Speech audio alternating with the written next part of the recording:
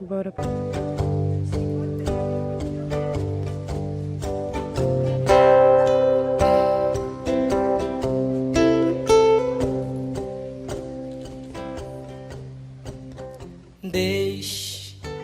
Olá! Essa é a série Deixe, do podcast Processo Rever, um podcast sobre desenvolvimento humano. E esse é o episódio 6, Elaborar para descolar, não ser mais vítima. Eu sou a Rever do Processo Rever. E meu nome é Mariana, eu tenho 32 anos, sou uma mulher branca e eu nasci lá no subúrbio do Rio de Janeiro. Mais precisamente na subida do Morro da Chumbada, em São Gonçalo. E foi lá também que eu cresci. Hoje eu sou uma artista, terapeuta e comunicadora de classe média alta, com alguns bons acessos, recursos e privilégios. E muita rede de apoio. E é a partir desse contexto e desse ponto de vista, desse lugar de fala, que eu quero compartilhar com vocês algumas coisas que eu aprendi sobre o trauma e sobre a regeneração do nosso ser. Também é importante dizer, como esse é um podcast que a gente fala sobre trauma, nós também falamos bastante sobre abuso sexual e abuso sexual infantil. Então esse é um conteúdo sensível que pode conter alguns gatilhos para você, podem gerar algumas reações emocionais e isso é completamente normal. Mas eu te aviso para ter esse cuidado e te convido a ficar e assistir nesse campo seguro. Eu aqui nessa tela, você atrás da sua tela, mas a gente conectadas ou conectados. Esse é um projeto incentivado pela Lei Aldir Blanc de Cultura, aqui pela Prefeitura de Mairinque, São Paulo. E é um projeto realizado também pelo coletivo da Casa das Guardiãs, do qual eu faço parte. Você pode encontrar a gente no Instagram, @Casa das Guardiãs, e também eu tô no Instagram, @Processo Rever. Os episódios eles podem ser assistidos aqui no YouTube, no Spotify, e você pode baixar o áudio, você pode assistir o vídeo, como fizer mais sentido para você. Nos episódios anteriores eu compartilhei com vocês como que foi a minha lembrança do abuso sexual infantil que eu passei e como que eu passei por esse tratamento nos últimos 4 anos para realmente cuidar da parte física, emocional, mental e espiritual, todos os meus corpos, né? Que foram todos os meus corpos afetados. Então eu compartilhei alguns tratamentos, algumas técnicas, como que foi a minha jornada.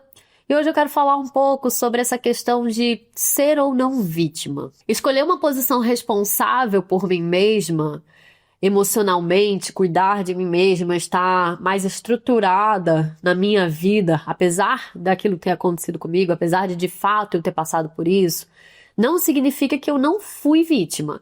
Significa que eu não quero mais estar na posição emocional de vítima. Aqui a gente precisa de um certo discernimento diante desses movimentos de autoconhecimento, de espiritualidade, que estão cada vez mais vivos, principalmente pela internet, que a gente consegue acessar muitas informações, a gente consegue ver muita gente falando sobre autoconhecimento, ensinando, dando curso. Isso realmente nos últimos 5 anos, assim, acho que ficou muito mais vivo na sociedade, né? Porém, a gente precisa ter muita cautela e muito discernimento para compreender o que diz ao campo do autoconhecimento, ao campo da autopercepção e o que é relacionado a uma visão social, estrutural, processos judiciais. Então eu posso me posicionar e dizer eu não sou vítima e eu escolho não estar nessa posição de vítima em relação a essa compreensão emocional, né, de não estar numa posição de vítima da vida porque eu sofri aquilo no passado, de eu não me vitimizar pela minha história eternamente. Mas isso não significa que de fato eu não fui uma vítima lá atrás. Vocês compreendem a diferença? Então é necessário que a gente tenha muito cuidado mesmo quando a gente vai trazer esses conhecimentos assim mais emocionais, porque eles dizem respeito a esse recorte emocional, né? Quando eu olho para uma questão social, não tem como dizer que a pessoa não é vítima de um abuso. Claro que ela é. né? É estrutural, como a gente tem visto desde o começo, né, dos episódios, é sobre a estruturação da sociedade, onde muitas pessoas são vítimas de injustiças sociais, sim. Onde muitas pessoas são vítimas de violências sociais, sim. E eu fui uma vítima. Mas eu não gosto de me ver nessa posição mais. Porém, quando eu me lembrei do abuso, né, há mais ou menos uns 4 anos atrás, eu precisei acolher a parte em mim que foi vítima. Eu precisei acolher essa dor, eu precisei reconhecer que realmente eu era uma criança e que eu fui, sim, uma vítima de uma violência muito grave. Eu precisei desse tempo, mesmo dentro de processos de autoconhecimento, de processos terapêuticos, eu precisei de um tempo me autorizando a ser vítima. Então essa questão de ser ou não vítima, ela é relativa. A gente precisa entender a partir de qual contexto a gente está analisando isso. É de um contexto jurídico? É de um contexto social? É de um contexto individual psicológico? E o momento. Porque hoje em dia eu não me reconheço mais como vítima, eu não estou mais nessa posição, mas eu precisei passar por ela, foi necessário. Eu precisei me sentir vítima para poder acolher a minha dor, para poder sentir a minha dor. Mesmo depois de muitos processos de autoconhecimento, mesmo depois de já ter compreendido a teoria do triângulo do drama, os funcionamentos do ego, que eu não queria estar, né, no ego sofredor, na vítima. Eu já tinha passado por isso quando eu encontrei com a minha lembrança do abuso. E eu precisei sim me sentir vítima, com direito de me sentir vítima. E depois essa fase passou. Graças a Deus, porque eu também não queria ficar presa nesse passado, mas eu precisei acolher essa memória. Eu precisei acolher essa sensação e sentir aquela dor. E é nesse sentido que eu falo que a questão de ser vítima ou não, ela é relativa. Então depende muito do contexto e a gente precisa ter essa cautela, porque muitos discursos do autoconhecimento, da espiritualidade, eles podem trazer uma carga muito opressora, se a gente não considerar, por exemplo, questões sociais, classes sociais. Existe uma ideia, né, uma crença, uma visão no autoconhecimento, em algumas escolas espirituais, de que nós somos criadores da nossa realidade, que tudo que a gente passa na vida é de alguma forma uma escolha nossa, consciente ou inconsciente. A gente está co-criando isso através da atração e que nós somos corresponsáveis por tudo que acontece na nossa vida. Eu concordo com essa visão em partes. Eu demorei um tempo para chegar nessa conclusão, que é o meu próprio ponto de vista, e eu compartilho com vocês, também não é uma verdade absoluta. Eu concordo que nós somos co-criadores da realidade e que muitas vezes inconscientemente a gente traz para a nossa vida situações que são necessárias, apesar de desconfortáveis. Mas isso tem, para mim, existe um limite, que é o limite da camada social.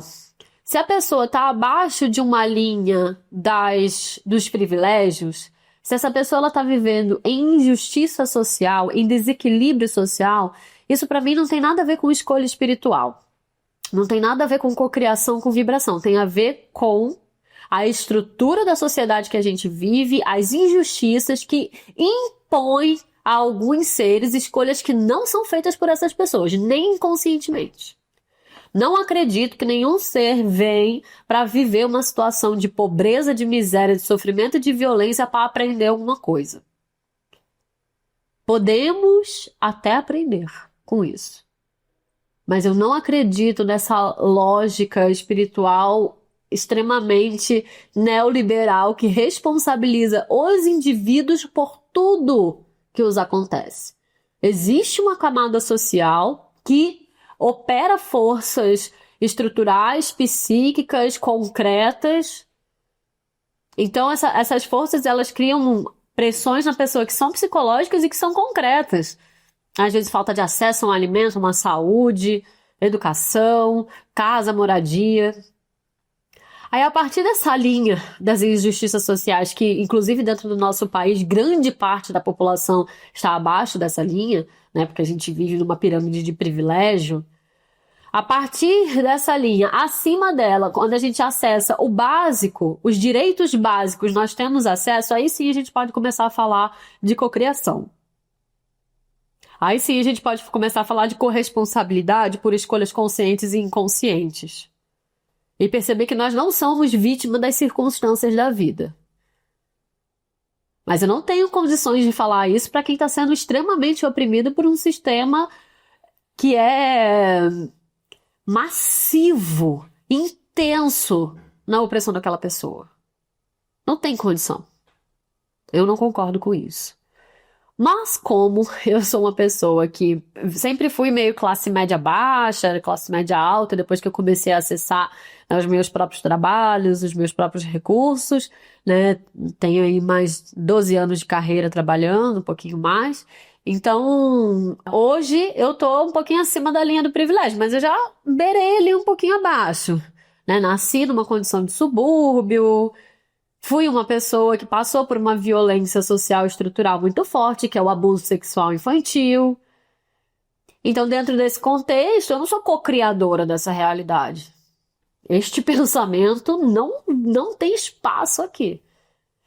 Mas, a partir desse momento que eu passo a acessar tantos recursos, terapias, apoio e recursos financeiros também pelo meu trabalho, aí sim eu já consigo observar, cara, eu tenho todos os acessos, eu tenho todos os acessos básicos para uma boa vida de um ser humano. É claro que, como todo ser humano está aqui na Terra, ainda sofre com as estruturas sociais, econômicas, né, todas as crenças coletivas que são opressoras, mas eu tô numa camada de privilégio e isso precisa ser reconhecido. E aí eu convido você a observar, para que a gente também não fique aceitando qualquer discurso espiritual como se fosse a solução da nossa vida. Ah, então você está passando por esse tipo de problema porque você está co-criando isso inconscientemente, porque a sua família tem um pacto de miséria, porque os seus ancestrais... E capitalismo ninguém quer olhar, e neoliberalismo ninguém quer olhar. Funcionamento social que opera dentro das nossas estruturas psicológicas e da forma da gente se posicionar na vida, ninguém quer olhar. Não existe espiritualidade real sem a gente olhar para a parte social. Não é a espiritualidade, é acessório do ego. É acessório do ego, não é a espiritualidade. No meu ponto de vista, no meu sagrado ponto de vista. Bom, seguindo esse fio, eu já compartilhei com vocês que a ayahuasca faz muito parte da minha jornada de transformação, de recuperação, de cura, de regeneração. E acho muito importante a gente falar um pouquinho sobre como esses meios de expansão da consciência, seja ali com a ayahuasca ou qualquer outro tipo de planta expansora ou de práticas corporais, yoga, meditação, terapias corporais. Hoje em dia, inclusive, a gente vê uma grande miscelânea de Kunda não sei o quê, Kundalini adaptada com, né, pica-pau. É uma coisa assim, tem de tudo, né? Altas técnicas canalizadas por altas pessoas, extremamente responsáveis. É um circo, né? É complexo. Mas existe o trabalho sério com a medicina, né?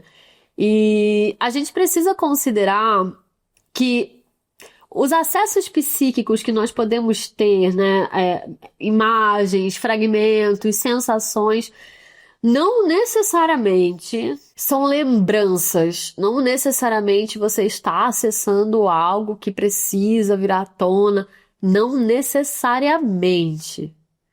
Muitas vezes você pode estar sentindo o campo de um grupo coletivo onde você está fazendo um trabalho. Você pode estar acessando coisas de outra pessoa. É possível que isso aconteça. Então, quando a gente expande a consciência, mas sem ter esse pé no chão, sem a gente ter a nossa estrutura emocional sólida, base, muitas vezes isso pode gerar muita confusão, muita fantasia. É possível de acontecer. E aí, como que você vai saber se aquilo realmente aconteceu com você ou não? O que que você toma, o que que você faz com aquilo? Cara, pra mim é importante que se você tá sentindo algo emocional, psíquico muito forte, você tenha acompanhamento terapêutico de um profissional que te ajude a desenvolver um caminho de discernimento dentro disso. Eu percebo que algumas pessoas acessam coisas e ficam completamente inflamadas e aí querem levar aquilo, né, numa reatividade direta pra cima da outra pessoa. Eu já fiz isso. Eu já fiz isso. De, por exemplo, estar me relacionando com uma pessoa que não era um parceiro fixo nem nada, e aí eu acessei uma memória muito antiga de uma raiva muito grande, de uma ferida muito grande com os homens, e eu naquela força intensa, assim, do impacto daquilo, eu achei que era ele. O cara que tinha me causado tanta dor, assim, sabe? E eu entreguei isso pra ele como se realmente tivesse sido ele o responsável. Então, assim, eu não acho que a gente tá aqui pra acertar a conta de outra vida, lembrando do que passou pra tentar acertar nesse presente. Eu acho que é importante a gente procurar um certo discernimento, assim. Então, dentro desse aspecto do abuso sexual, né, eu fui atendida também por uma terapeuta, uma segunda terapeuta tântrica, que é a Ananda Litzia, e aí com ela eu consegui me abrir mais sobre essa questão de abuso, sobre eu ter passado por uma sessão tântrica muito ruim, muito negativa. E ela também tinha uma experiência com a ayahuasca e me trouxe, né, quantos casos apareciam de mulheres que tinham esses fragmentos de memória liberados com a ayahuasca. Enquanto as minhas questões de abuso vinham nas visões da ayahuasca, eu ainda não tinha confiança de levar isso pra frente como se fosse uma verdade. Eu precisei elaborar, eu precisei digerir, eu precisei acessar o meu corpo, eu precisei, através de uma relação, lembrar disso, para aí sim eu conseguir enxergar esse passado, essa realidade. Enquanto a coisa era só muito de memória, de visões, não necessariamente vai ser porque você realmente sofreu um abuso. Então procura um apoio, procura alguém que tem uma base para te dar esse apoio, sabe? Porque às vezes a medicina da ayahuasca ela leva a gente para um plano muito espiritual, muito sutil. E às vezes a gente fica fora da conexão com a realidade, ainda mais se a gente realmente estiver traumatizado. E na minha visão, assim, todo mundo é um bom tanto traumatizado, sabe? Você pode não ter sido abusado sexualmente, mas às vezes tinha um tanto de negligência, de violência. Então, isso você já tá num estado mais traumatizado. E se você acessa, às vezes, um campo coletivo de um trabalho, aquilo aconteceu ou não com você, dá muito medo, né? Também lidar com isso. Então, como? O que que a gente faz? Cara, procura ajuda pra você poder trazer. Eu já acessei muitas coisas na ayahuasca, assim, que não eram reais, eram as minhas fantasias, as projeções do meu ego. E teve coisas que eram reais, né? E que eu só fui conseguir elaborar 5 anos depois. Ou seja, teve um processo, teve um acompanhamento terapêutico, teve outras informações concretas. Por exemplo, o meu caso, a pessoa que praticou esse abuso comigo, não foi só comigo. Era com outras crianças que conviviam comigo. Então eu tenho informações mais concretas também que vão montando esse quebra-cabeça de memórias. Então eu trago assim de coração essa visão da gente ir com calma também do que você pode acessar numa regressão, pode nem ser ayahuasca, numa regressão. Uma dessas outras crianças que foi abusada e que quando adulta também lembrou, né, dali do mesmo círculo que eu, foi num processo de regressão. Num processo de regressão que as memórias vieram. Então, sempre importante a gente poder elaborar. Elaborar é dentro de um ambiente terapêutico. Pode ser a psicologia tradicional, pode ser psicoterapia pela fala, né, com as diversas linhas, pode ser psicoterapia corporal, pode ser algumas outras técnicas mais inovadoras. O que você conseguir buscar e chegar e fizer sentido pra você e estiver te beneficiando real, cada vez mais você se sente seguro no seu corpo e em contato com a realidade do aqui e agora, isso pra mim é indício de, cara, tá no caminho certo. Quando a coisa fica muito também mental, na criação, na pensamento, cuidado. Pode não ser real. Um outro aspecto da lógica da espiritualidade, aí não precisa ser só com a ayahuasca, pode ser, né, qualquer prática espiritual, até católica, evangélica, das mais tradicionais, as mais inovadoras, é a espiritualidade como uma fuga. Nossa, isso acontece muito em relação aos traumas. Eu vejo muito, muito, muito, muito, muito, muito. Eu sou uma pessoa que adora as sabedorias espirituais, esse contato espiritual, eu gosto de ler aqui, eu gosto de ir ali. Eu tô aberta sempre para tudo, eu tenho uma prática diária, então eu tô bastante nesses ambientes, assim, sabe? E o que eu vejo é muitas pessoas usando a fé e a espiritualidade como uma fuga das dores, dos traumas, das marcas que sentem. Então acha que tudo se cura apenas com a fé, passando por cima, e que Deus é maior, e que tudo tá certo, e que tudo tá num plano maior, porque a pessoa não quer sentir. Então é um movimento contrário do movimento da regeneração, do movimento de você poder ter uma vida plena, que é se sentir seguro no seu corpo, né? É um movimento de fugir do corpo, de ir pra cada vez mais pra cima, sabe? E o que acontece muito é que, como a gente é muito formado dentro de uma estrutura, né, capitalista, cheia de negociação nas relações, uma estrutura muito neoliberal, que é cada um por si, as we can, como se a gente não sofresse traumas coletivos que operam assim na nossa psique. O que acontece é que muitas vezes a gente vai acessando ali um conhecimento espiritual através de um livro, através de um guru, através de um podcast que você ouve, de uma cerimônia que você vai, e você não percebe que você reproduz o pensamento neoliberal, que você reproduz essa estrutura patriarcal, essa estrutura extremamente capitalista, colonizadora, só que com uma roupagem espiritual.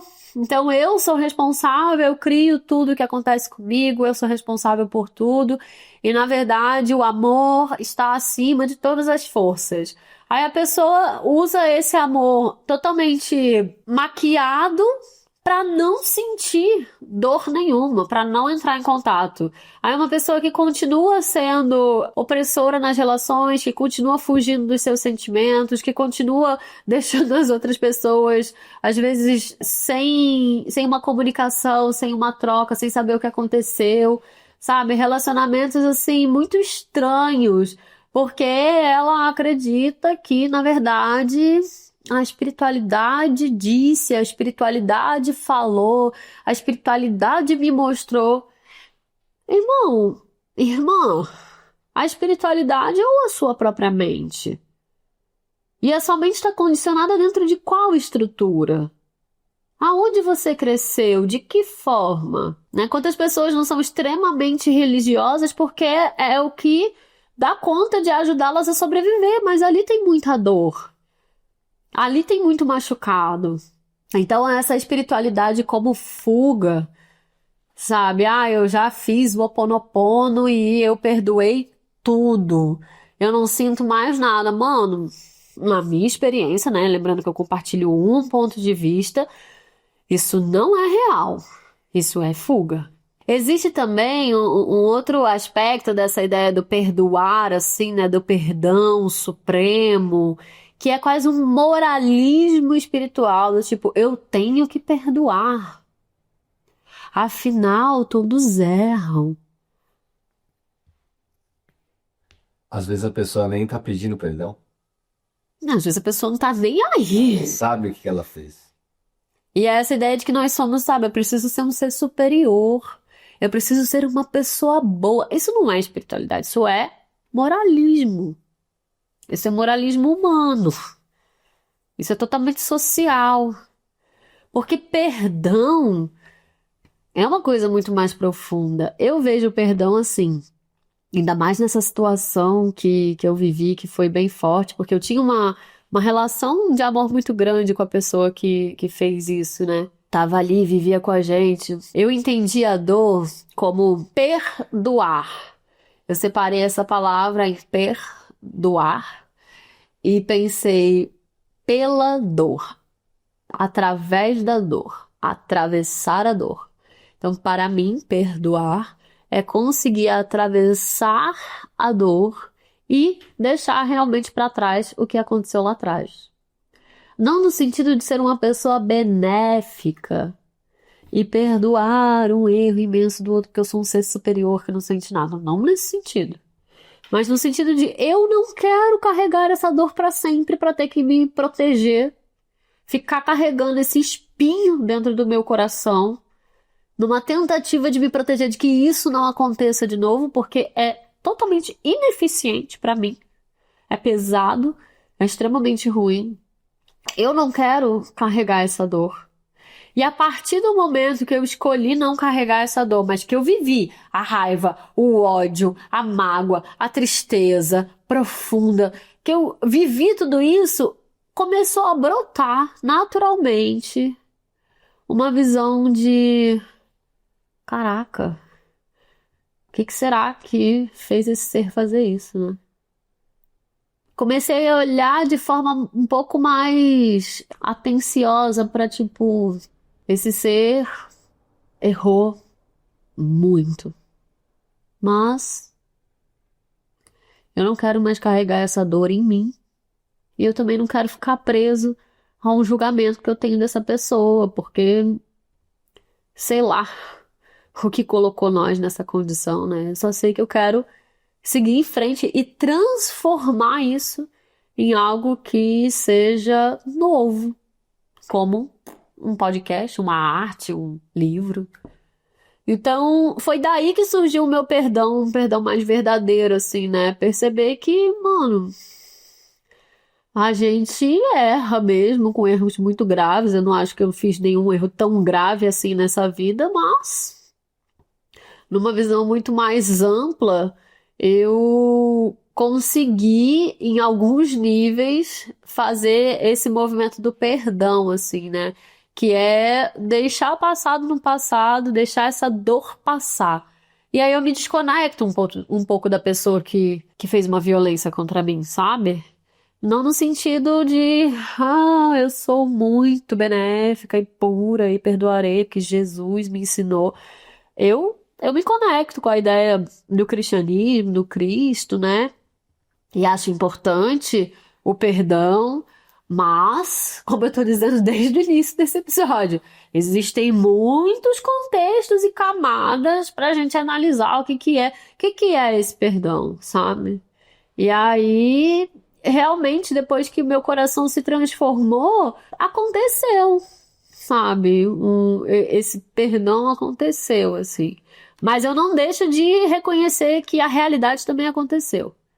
Eu não deixo de reconhecer que essa pessoa que eu amava também foi muitíssimo irresponsável, violenta e responsável por essa grande, grande marca na minha vida. Mas, como eu não quero ficar naquele passado, eu me desconectei um pouco disso e segui em frente, né?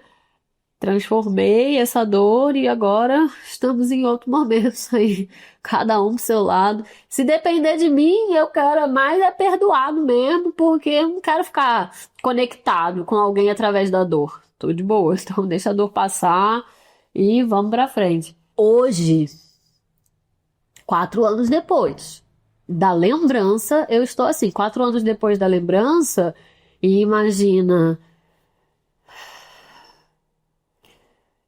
em média, 25, 28 anos depois das minhas experiências. Então, teve tempo para digerir, entende? Eu tô falando que todo mundo precisa fazer esse movimento de atravessar a dor que vai acontecer assim rapidamente. Então é isso. Cuidado com essa ideia de achei a solução. Vi um vídeo ali, achei a solução para minha dor. Então, assim, cada um vai achar o seu caminho de elaborar, de digerir. E de perdoar se possível for. Se não for, meu irmão, minha irmã, se respeite e siga em paz. Agora, uma coisa que eu acho mais pior de tudo é a ideia de karma, reencarnação e culpa reencarnatória. Esse eu acho puxado e eu passei por isso. Ai, ai, ai.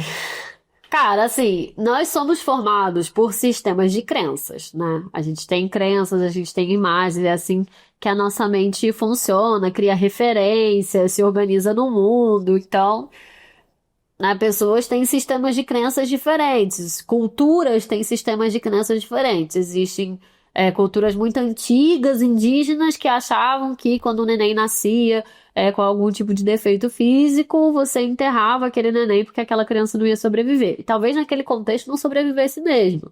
Aí hoje tem uma medicina mais avançada, mais tecnológica, que consegue dar suporte para aquele bebê se desenvolver e a gente já acha um absurdo aquela crença antiga, né? Principalmente pessoas assim, né, mais urbanas, cosmopolitas, que acessam muito essa lógica de hospitais e essa medicina mais convencional. Ok, entende? Sistemas de crenças diferentes, a gente tem um sistema de crença. O Brasil tem alguns, né? Porque tem diversas culturas. A Europa tem outro, a gente vai para o Ocidente tem outro. São formas de pensar e ver a vida que não é necessariamente certo ou errado. E as religiões, elas têm sistemas de crenças, que também não é a verdade absoluta de porra nenhuma, mas elas têm ali um sistema de crenças. O que que é? São certas coisas que a gente acredita e que a gente seguia por isso. Valores, visões, comportamentos que a gente acha que são importantes. Eu cresci dentro da religião espírita do kardecismo, que é muito influenciada também pela estrutura da Igreja Católica. E notem, eu divido muito catolicismo de cristianismo.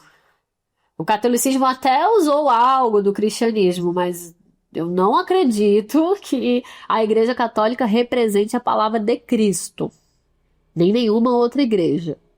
Eu acredito que cristianismo é uma filosofia, uma prática espiritual que cada um pode acessar dentro de si. Acredito que Cristo existiu, tudo mais, mas eu separo, porque eu vejo que as igrejas não praticam, não, valores que as palavras de Cristo que chegaram não só pelos evangelhos que tem na Bíblia, mas os evangelhos também que foram escondidos, que a gente tem acesso hoje em dia, né?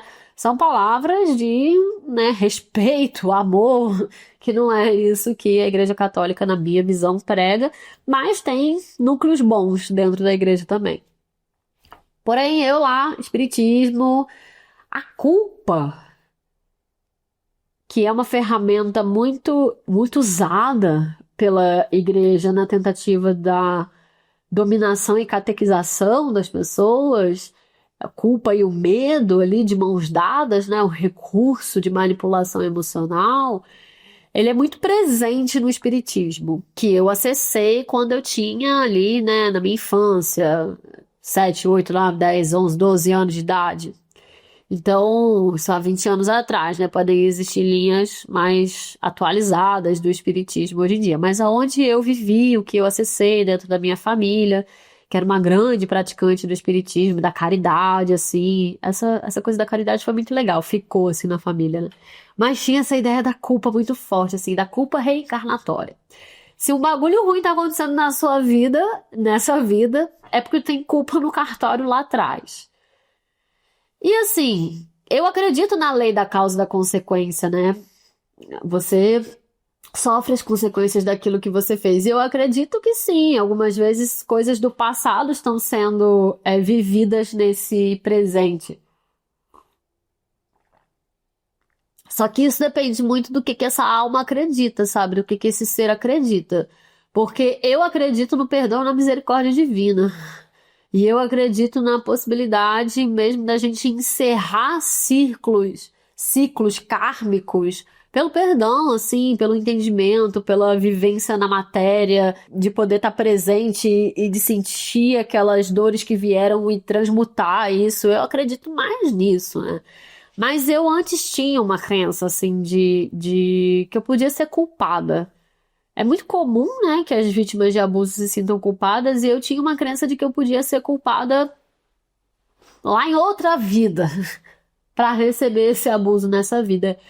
E, cara, foi muito dolorido, foi muito violento passar por isso e receber de algumas de algumas autoridades espirituais, né? Eu lembro que eu fui numa mulher que conduzia um centro de Umbanda e ela trouxe essa visão, assim, né? De que eu estava passando por isso porque eu tinha feito isso em outra vida, alguma coisa do tipo. E, cara, mesmo que for, sabe? Mesmo que for, o que que isso realmente ajuda a vítima, a pessoa machucada que tá passando por isso naquele momento? Em nada. Então, depois de um tempo, eu agradeço a essa experiência porque eu pude criar o meu própria conclusão, meu próprio discernimento sobre isso, que ressoa muito mais mesmo com minha alma, com meu espírito, que é, ainda que isso tenha acontecido, ninguém merece passar por um abuso sexual, nem para pagar a dívida do passado. Não merece. Então essa ideia de que você está passando por isso porque você mereceu, ela é nula para mim. Graças a Deus eu não sinto mais nada disso dentro do meu coração. Mas eu precisei passar por essa experiência e eu tinha essa crença dentro de mim, porque eu cresci dentro dessa estrutura. Ali a Umbanda, ela também tem, pelo menos atualmente, né? Não sei da surgimento da Umbanda tradicional, mas eu acho que tem muitas misturas também das visões do kardecismo em algumas casas hoje em dia, né? Então, eu lembro que quando eu fazia as minhas orações, os meus pedidos para que eu conseguisse perdoar essa dor e deixar essa dor passar e não ficar carregando essa dor e perdoar a pessoa no sentido de liberar nós dois dessa dor, dessa conexão pela dor, eu também pedia perdão. Eu falei, se por um acaso eu fiz algo desse no passado, eu peço perdão e peço para que seja encerrada essa história. Porque assim, se a lógica for essa, eu paguei, mas aí a pessoa fez comigo, aí na próxima vida ela sofre, porque também abusou de um monte de gente. Pra quê? Pra ficar eternamente num ciclo ilusório, assim. Eu não acho que isso seja amor, eu não acho que isso seja espiritualidade real. Então, a minha alquimia interna, o meu aprendizado, me trouxe que o perdão ele é realmente para transmutar, para finalizar aprendizados que em algum momento se deram ali pela dor, né, pela criação de karmas. Eles podem ser encerrados quando a gente vai para uma oitava superior de conexão, de pensamento, né? Uma visão mais ampla de pensamento de que nenhum ser precisa ficar passando por esse tipo de violência para aprender. Só que eu precisei achar essa informação dentro do meu coração para me liberar dessas ideias religiosas que faziam parte da minha criação. E aí eu sinto que essa ideia de culpa reencarnatória, ela também não considera violência social estrutural. Ela não considera que a gente está dentro de uma sociedade que tem o estupro autorizado desde lá do século XVII, quando começa a surgir os primeiros passos para dar condições a uma ideia de capitalismo, de dominação, de patriarcado. Nada disso está sendo considerado. E quando que surge espiritismo? Né? A Igreja Católica está a serviço de quem? Lá na expansão do Império Romano. O que está por trás das crenças espirituais? Estruturas de opressão, de dominação, principalmente do corpo da mulher. Então, peraí, cuidado com o que você compra. Por que a gente vê tantos gurus homens? Nenhum ser aqui na Terra está livre do seu próprio ego e das condições que o cercam para trazer os seus pensamentos e as suas palavras. Ninguém é a canalização purificada das energias divinas. Talvez as plantas, os animais, os bebês. Mas a partir do momento que a gente começa a colocar palavra, linguagem, símbolo, referência, mas nós estamos todos embebidos nas estruturas sociais. É porque existe muito esse movimento de espiritualidade e vida humana, matéria, né? Como se fosse separado. Não é separado, não. Essa separação, ela tem uma função, que é colocar esse poder espiritual na mão de sacerdotes de uma igreja que sai numa expansão, numa ideia de dominação. Então, assim, quantos e quantos desses gurus a gente não vê que são abusadores? Padres. Então, calma lá. As religiões, elas estão dentro da estrutura social. Elas são uma tentativa da gente ir além do que é visível, do que é concreto. Mas, puro mesmo, só a natureza. Que não fala, tá? Que a gente conecta na energia. E para isso, gente, é importante muita autocompaixão. Faz um tempo, assim, que eu acessei essa palavra. Eu acho muito boa. Acho muito boa mesmo, assim. Autorresponsabilidade de mão dada com autocompaixão. É como se fosse, assim, o pai e a mãe interna, sabe? A mãe que acolhe e o pai que estrutura, mas internamente. Não tô falando de pai e mãe humano. Tô falando de estrutura arquetípica. Não tô falando, sabe, do meu paizinho, minha mãezinha, do jeito que foram, não. Mas essa energia do acolhimento e essa energia da responsabilidade. Elas de mãos dadas dão muita estrutura pra gente passar atravessar dores muito pesadas. E a autorresponsabilidade não é eu fui responsável pelo que aconteceu comigo. Não, eu sou responsável agora por quem eu sou agora e por essa dor que está aqui que eu irei cuidar. E a autocompaixão é eu reconheço que essa dor é real. Eu reconheço que eu preciso de cuidado. Eu tenho compaixão comigo mesmo. Machucou muito. Quantas e quantas crises de choro, de raiva eu não tive. Quantas frustrações nas relações. Quanto meu coração, meu Deus, estava estraçalhado. Mas eu aprendi a curar ele, a cuidar, a passar pomadinha, sabe? Aí ali todo dia cuidar. Até falando agora eu sinto assim uma sensibilidade.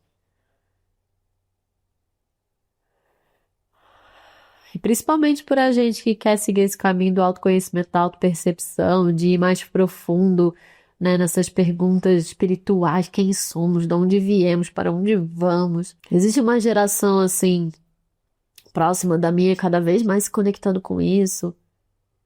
Cara, a gente não pode mergulhar em qualquer onda não, sabe? Mas ter autocompaixão comigo não significa ser autocomplacente.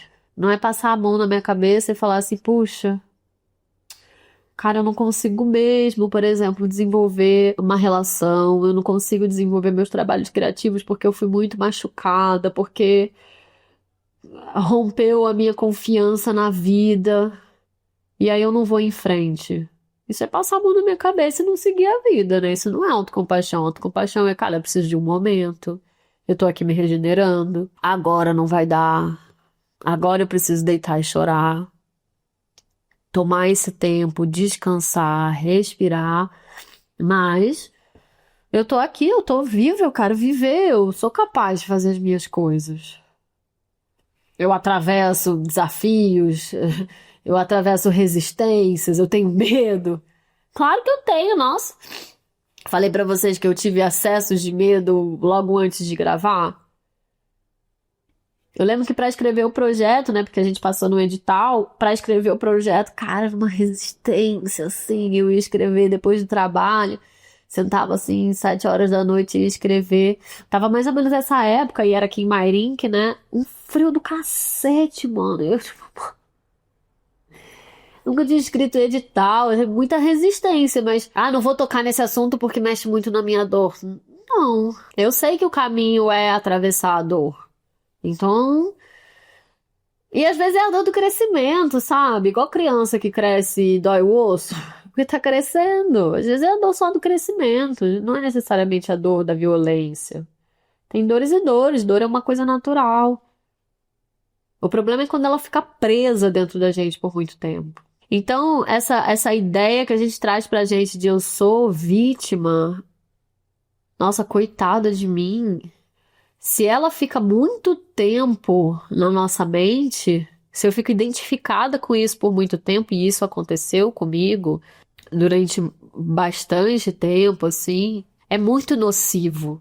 Porque mesmo que eu não me lembrasse que eu era uma vítima de um abuso sexual, eu já sabia que a minha infância tinha sido muito conturbada e violenta, né? Então, eu já tava ligada que eu já tava meio traumatizada, né? E aí, como eu contei pra vocês, quando eu tive, assim, uns impulsos quase suicidas e numa depressão muito profunda, eu procurei terapia, né? E aí comecei a fazer terapia corporal. E com os anos ali de terapia, mais ou menos uns 5 anos de terapia, eu fui percebendo que eu tinha essa coisa assim, que eu achava que eu era muito vítima, que eu era incapaz, que eu não conseguia, que eu não conseguia, que eu não conseguia. Nossa, eu tava muito presa nessas redes de pensamento, de emoção. E eu não queria sair dali, porque pra mim era mais seguro, sabe? Foi como eu consegui sobreviver, velho. Porque foi pesado onde eu vivi, mas existe outros caminhos, principalmente quando alguém tá fazendo um processo terapêutico ali com você, bem estruturado, bem profissional, com suporte, né? Tipo, você pode atravessar. Aos poucos, eu até brincava antigamente, eu falava que eu fiz faculdade de vítimas, porque realmente, cara, eu me achava muito vítima. Ah, eu não consigo porque eu tenho esse problema, porque na minha infância.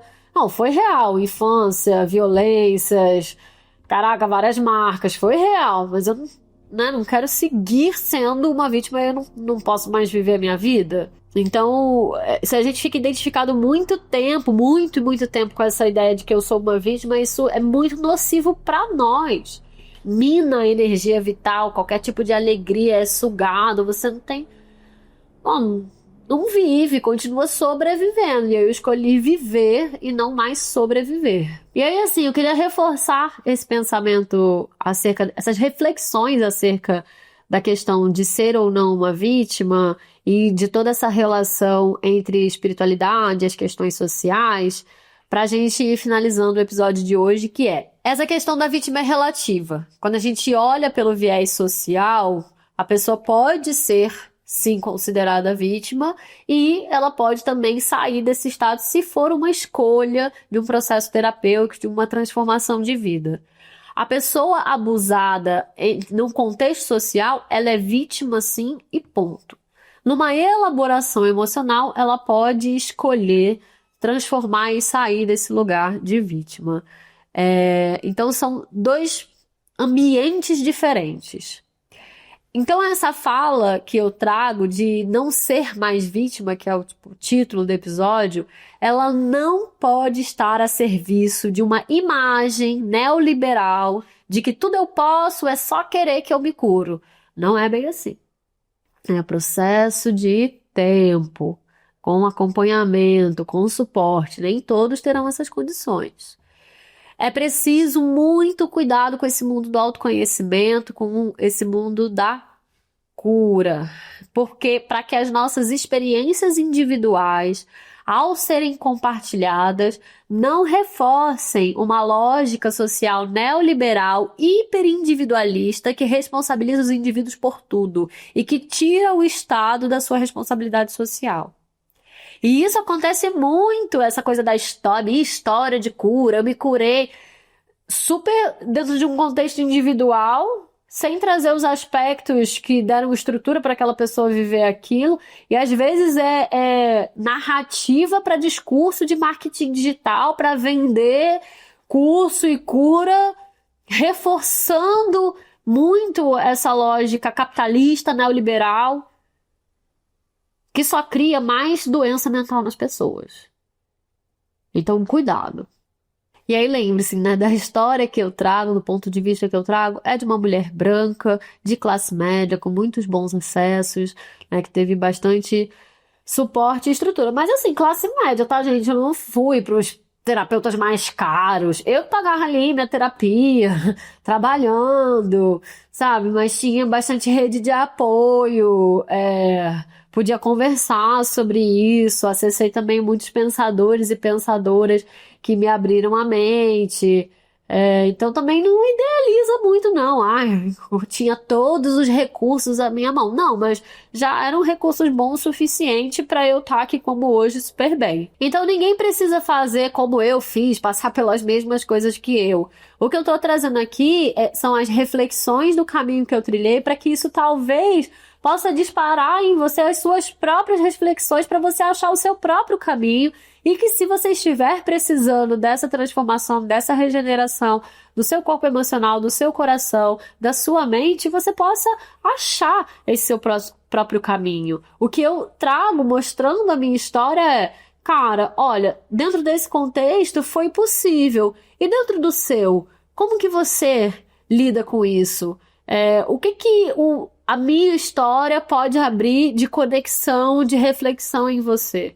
Porque eu realmente acho que a regeneração ela é super possível.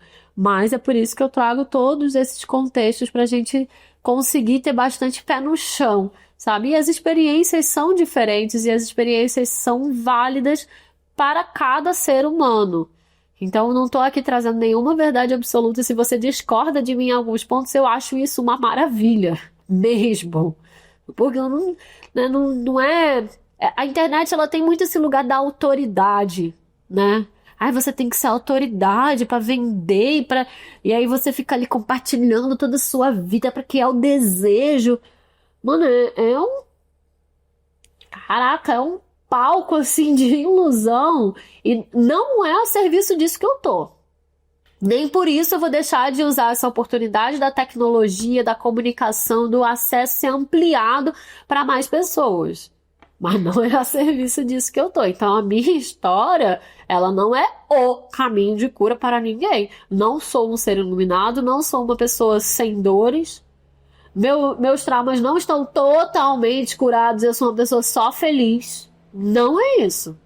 Vamos tomar cuidado com as projeções também para que a gente não crie mais sofrimento emocional, psicológico, mental para nós mesmos, né? E nem para as outras pessoas. Que a gente possa fazer esses trabalhos com responsabilidade. E no próximo episódio eu te convido a assistir e ouvir a história que pode acontecer também do lado dos homens. Como que é o abuso quando acontece para um homem, para um menino? Essa história também acontece. A gente fala de 1 em 4 meninas são abusadas até os 18 anos aqui no Brasil, mas 1 em 6 meninos. Então isso não está acontecendo só com as mulheres. Esses traumas não estão operando somente nas mulheres. Essa estrutura opressora, violenta na qual a gente vive, ela já vazou para todos os lados. Eu te espero lá.